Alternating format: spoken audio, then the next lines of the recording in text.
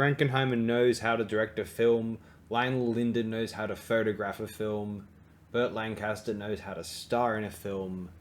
Edward Arnholt and J.P. Miller know how to write a serviceable, though frankly not groundbreaking for an execution, highly well delivered screenplay.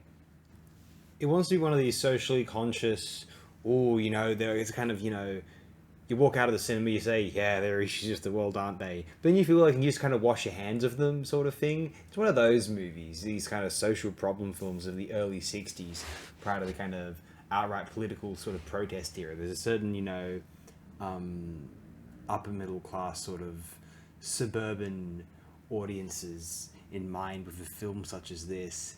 It doesn't feel relevant or for the individuals that it seeks to be attempting to elevate.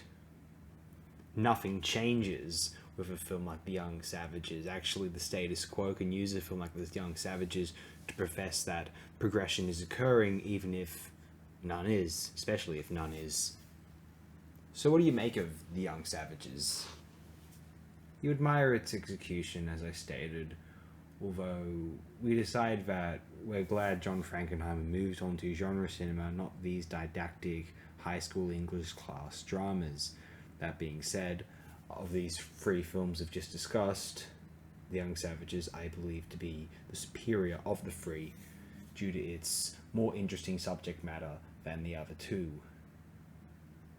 The Young Savages is apparently inspired by a real-life incident, although fortunately, unlike Birdman of Alcatraz, the film has gained some credibility and dignity via not claiming to be based on a true story, unlike Birdman of Alcatraz.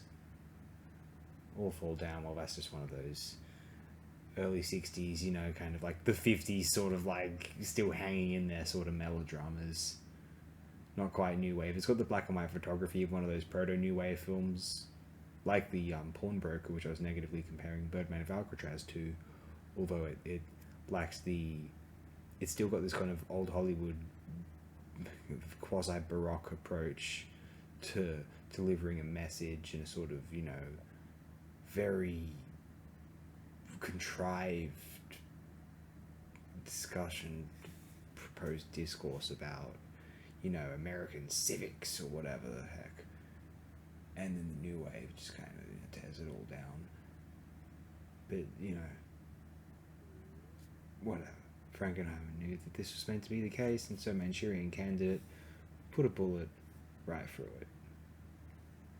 Seconds decided to try and undertake a full-scale operation against it before Hollywood shut it down.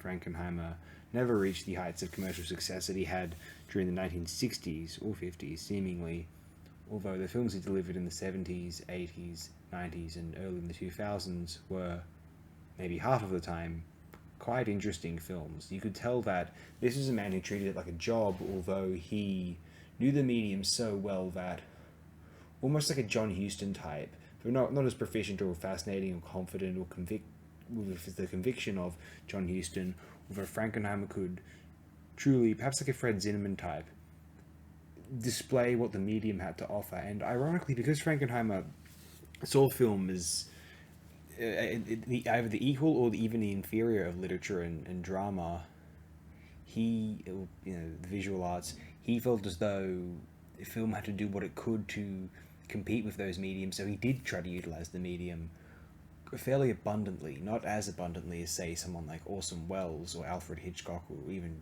John Ford at times, given the John Ford relative to everyone around him, certainly, from the 30s through to the... I don't know if maybe not in the 60s necessarily, he by then had kind of norm. Anyway, point is, John Frankenheimer, interesting chap.